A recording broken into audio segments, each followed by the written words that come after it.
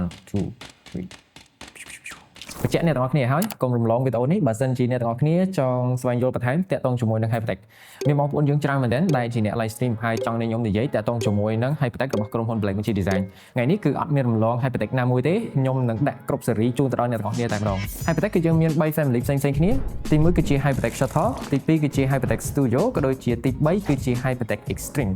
ហើយនៅក្នុង family ទាំង3ហ្នឹងគឺយើងមាន series ក៏ដូចជា model ផ្សេងៗគ្នាផងដែរអញ្ចឹងវីដេអូនេះគឺខ្ញុំនឹងប្រាប់ model នីមួយៗថាអាចជួយអ្វីបានទៅដល់អ្នកទាំងអស់គ្នាក៏ដូចជាអ្នកណាគួរតែប្រើ series មួយណាក៏ដូចជា model មួយណា Hypertech Shuttle គឺយើងមាន2 model ទី1គឺជា Hypertech Shuttle HD ហើយទី2គឺជា Hypertech Shuttle 4K Pro ហើយ Hypertech Studio គឺយើងមាន4 model ផ្សេងៗគ្នាទី1គឺជា Hypertech Studio HD Mini ទី2 Hypertech Studio HD Plus ទី3 Hypertech Studio HD Pro ហើយទី4គឺជា Hypertech Studio 4K Pro ហើយជាចុងក្រោយ Hypertech Extreme គឺយើងមាន3 model ធំៗទី1គឺជា Hypertech Extreme 4K HDR ទី2គឺជា Hypertech Extreme 8K HDR ក៏ដូចជាទី3គឺជា Hypertech Extreme Controller យើងនិយាយជារួមសិនទៅតាក់ទងជាមួយនឹង Hypertech គឺជាឧបករណ៍មួយដែលយើងអាចធ្វើការ record ក៏ដូចជាធ្វើការ playback វីដេអូអញ្ចឹងយើងចាក់បញ្ចេញវីដេអូក៏ដូចជា record វីដេអូចូលនេះហើយគឺជា Hypertech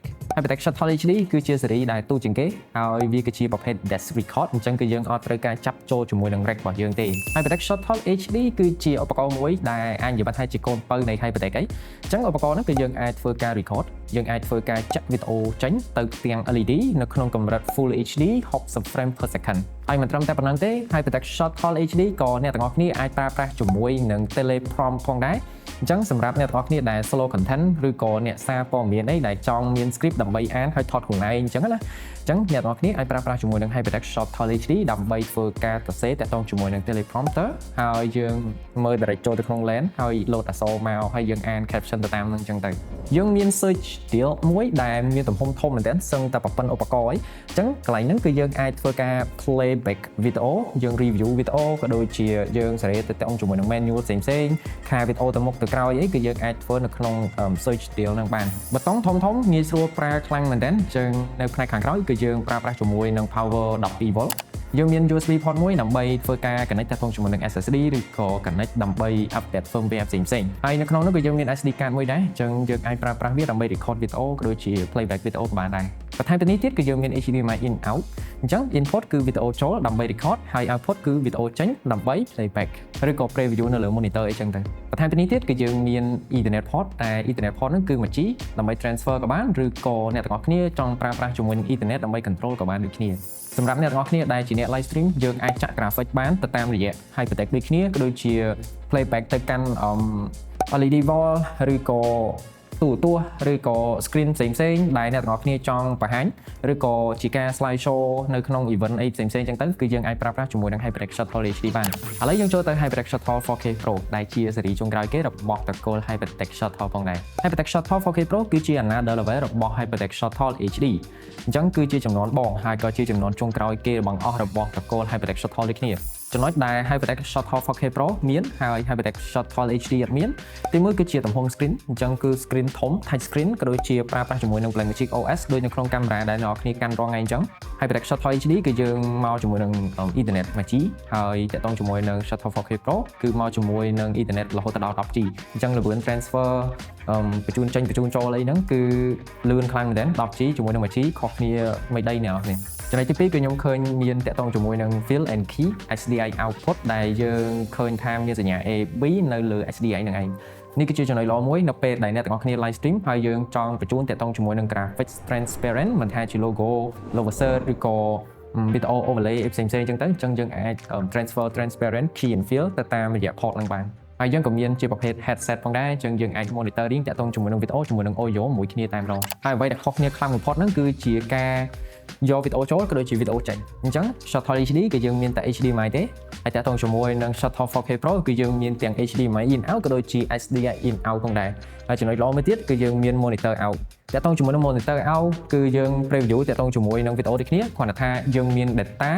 តើតោងជាមួយនឹង resolution codec ឬក៏ time code ផ្សេងៗគឺនៅលើ screen ហ្នឹងឲ្យយើងមើលតែម្ដងហើយ HyperText Shortcut 4K Pro ក៏អនុញ្ញាតឲ្យអ្នកទាំងអស់គ្នាធ្វើការ remote in ក៏ដូចជា remote out ផងដែរហើយមួយទៀតគឺមាន reference in out អញ្ចឹងអ្នកទាំងអស់គ្នាអាចធ្វើ reference ជាមួយនឹង HyperText Shortcut 4K Pro បានឧបករណ៍មួយនេះបើសិនជាអ្នកទាំងអស់គ្នាជាអ្នក live stream ចង់ចាក់ video output ទៅទាំង LED ផ្សេងៗឬក៏ប្រភព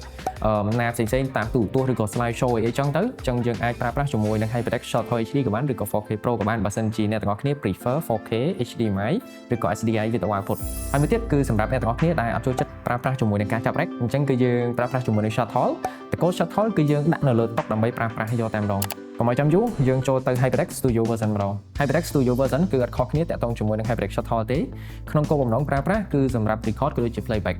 ប៉ុន្តែ HyperText Studio គឺជា professional broadcasting អញ្ចឹងតាក់ទងជាមួយនឹងការប្រើប្រាស់រៀង professional ជាង HyperText Shortcut HyperText Studio គឺយើងមាន4 model ដោយដែលខ្ញុំរៀបរាប់អំពីក្បាលវីដេអូមកអញ្ចឹងទាំង4 model ហ្នឹងគឺសម្រាប់អ្នកណាគេប្រើខ្លះហើយវាខុសគ្នាចំណុចអ្វីខ្លះទី1គឺជា HyperText Studio HD Mini អត់ខុសគ្នាច្រើនពី HyperText Shortcut HD ប្រហែលទេប៉ុន្តែថា version នេះគឺយើងប្រើប្រាស់ជាមួយនឹង rec ដើម្បីចាប់ឬក៏អ្នកទាំងអស់គ្នាចង់ដាក់នៅលើតុដើម្បីប្រើប្រាស់ហ្មងក៏បានដែរនៅផ្នែកខាងមុខគឺយើងមាន SD card ចំនួន2ដើម្បីធ្វើការ record អញ្ចឹងពេញមួយគឺវានឹង load ចូលមួយ automatic អញ្ចឹងយើងអាច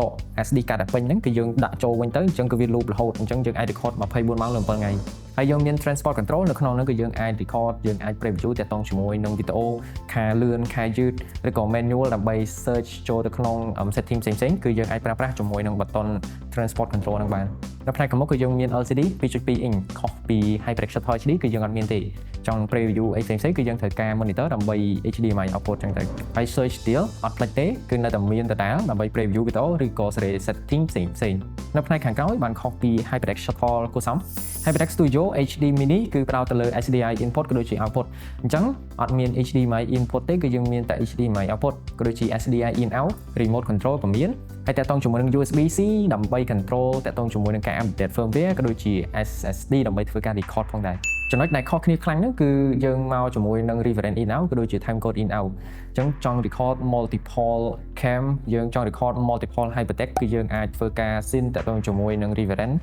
ដែលយើងប្រើប្រភេទ Gen lock ហើយតាក់ទងជាមួយនឹង time code គឺយើងអាច sync តាក់ទងជាមួយនឹង audio ក៏បានឬក៏ sync តាក់ទងជាមួយនឹង multiple cam ក៏បានដូចគ្នាតាក់ទងជាមួយនឹង resolution ដូចឈ្មោះអញ្ចឹង HD គឺ1860 frame ហើយតាក់ទងជាមួយនឹង codec គឺយើង support ProRes HQ ក៏ដូចជា ProRes 422ហើយនឹង DNX HD អញ្ចឹង DNX HR គឺអត់ support ទេហើយតាក់ទងជាមួយនឹង H264 គឺ support H265 គឺអត់ support ទេឥឡូវយើងចូលទៅស៊េរីបន្ទាប់គឺជា HyperText Studio HD Plus ជាការ upgrade ពី HD Mini អញ្ចឹងគឺតែងតែមានការផ្លាស់ប្ដូរតិចតួចទេតែក្នុងចំណុចរូបរាងខាងក្រៅគឺរាងធំជាង Studio HD Mini អញ្ចឹង HD Plus គឺ upgrade មករូបរាងបែបរាងថ្មីស្រឡាងតិចតាក់ទងជាមួយនឹង button transport control button ធំជាងមុនហើយមានផ្ទាំង LED ដើម្បីឲ្យអ្នកទាំងអស់គ្នាមានភាពងាយស្រួលក្នុងការ record ក៏ដូចជា stop record playback video គឺយើងប្រើប្រាស់ជាមួយនឹង transport control ដូចគ្នានៅក្នុងនោះគឺមកជាមួយនឹង SD card ចំនួន2 slot ឲ្យអ្នកទាំងអស់គ្នាដូចគ្នាប៉ុន្តែអ្វីដែលខុសគឺអ្នកទាំងអស់គ្នាមាន button preview តាក់ទងជាមួយនឹង monitor អញ្ចឹងយើងចុចមកបើសិនជាយើង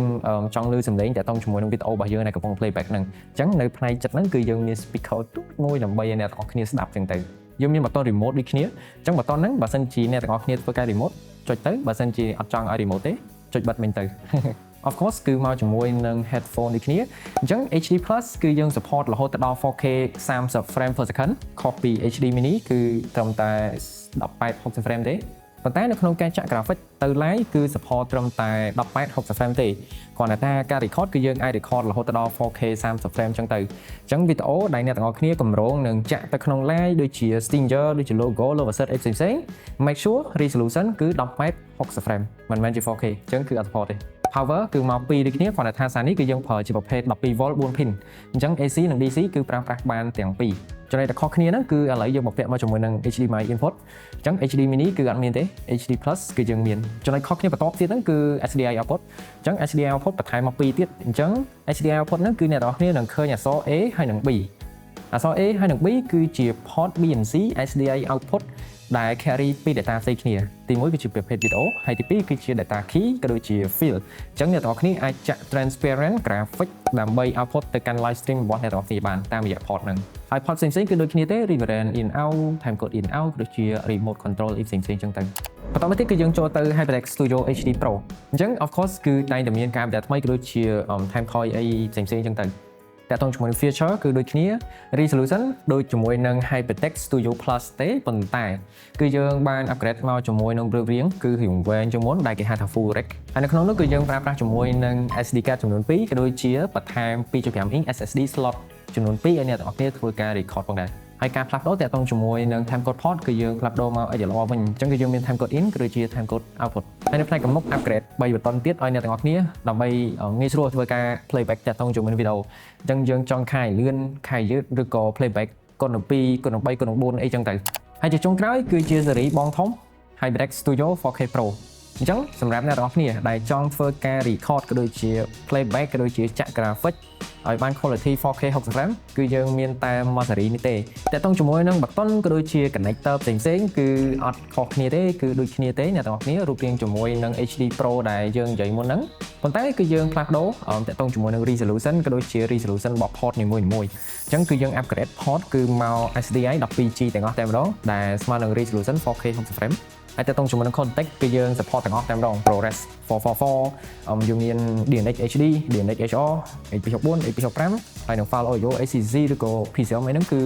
យើង support គ្រប់សពតែម្ដងតាក់ទងជាមួយនឹងចំណុចខុសគ្នារបស់ HyperX Studio 4K Pro ជាមួយនឹងស៊េរីផ្សេងៗទៀតដែលខ្ញុំរៀបរាប់មុនហ្នឹងទី1គឺជា resolution អញ្ចឹង resolution គឺយើងអាច record ក៏ដូចជា playback បានរហូតដល់ 4K 60 frame ហើយតាក់ទងជាមួយនឹង graphic ដែលយើងធ្វើការចាក់ទៅលើ live stream ហ្នឹងក៏ support ជាមួយនឹង 4K 60 frame ដូចគ្នាស៊េរីផ្សេងៗទៀត graphic គឺយើង support ត្រឹមតែ18 60 frame ទេហើយតាក់ទងជាមួយនឹងការ record playback គឺ18 60 frame ក៏ដូចជា 4K 30 frame ស៊េរីនេះគឺយើង support 4K 60 frame ទាំងការ playback វីដេអូចេញចូលក៏ដូចជា graphic តាក់ទងជាមួយនឹងផ្នែកខាងមុខគឺអត់មានខុសគ្នាតាក់ទងជាមួយនឹង HyperX Studio HD Plus ទេ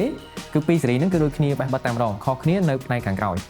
យើង upgrade SDI មក 12G វិញដើម្បី support ជាមួយនឹង 4K 60 frame ហើយតាក់ទងជាមួយនឹង power AC គឺមកជាមួយនឹង2ដើម្បីធ្វើការ power backup អីចឹងទៅចំណុច upgrade បន្តទៀតគឺជា Ethernet port អញ្ចឹងយើងផ្លាស់ប្ដូរវាមកប្រើប្រាស់ជាមួយនឹង 10G Ethernet វិញ transfer data ចេញចូលនេះគឺលឿនខ្លាំងមែនទែន 10G per second អ្នកទាំងអស់គ្នាហើយបើសិនជាអ្នកទាំងអស់គ្នាចង់បាន resolution ខ្ពស់ជាងហ្នឹង professional ជាងហ្នឹងគឺអ្នកទាំងអស់គ្នាអាចមើលទៅលើ HyperX Extreme បានអញ្ចឹង HyperX Extreme គឺយើងមាន2ស៊េរីដើម្បីធ្វើការ record អញ្ចឹងយើងមាន 4K HDR ក៏ដូចជា 8K HDR ហើយនឹងមួយទៀតគឺជា